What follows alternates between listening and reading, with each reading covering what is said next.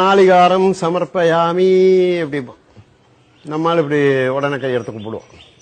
தேங்காய் எடுத்து வைத்தேன், அவ்வளவுதான் அவன் சொன்னான், வேற ஒன்னும் சொல்லல. நாளிகாரம்னா வடமொழியிலையும் தேங்காய், மலையாளத்திலையும் தேங்காய் நாளிகாரம். சீலபத்திரம் சமர்ப்பயாமி அப்படி, வெத்தலை சீவலை எடுத்து வைத்தேன். கதலி சமர்ப்பயாமி அப்படிமா. டேங்கப்பா, இந்த மாதிரி சொல்லி நான் கேள்விப்பட்டேன். கதலினா வாழைப்பழம், இந்த தான் வருது. இவனுக்கு புரியாது. இந்த கதலின்னா வாழைப்பழம். இன்னமும் அந்த கற்பூரவள்ளி வந்து கதலின்னு தான் பாண்டிச்சேரி பக்கம் கதலி பழம் வாங்கிட்டு வந்தா சொல்லுவாங்க. கதலி சமர்ப்பயாமிமா, 2 வாழைப்பழத்தை எடுத்து வைப்பான். நீங்க வாங்கி கொடுத்த வாழைப்பழத்தை இங்க இருக்கிற எடுத்து வாழைப்பழத்தை எடுத்து அங்க எடுத்து வைப்போம். இதுக்கு பேர் மந்திரம்.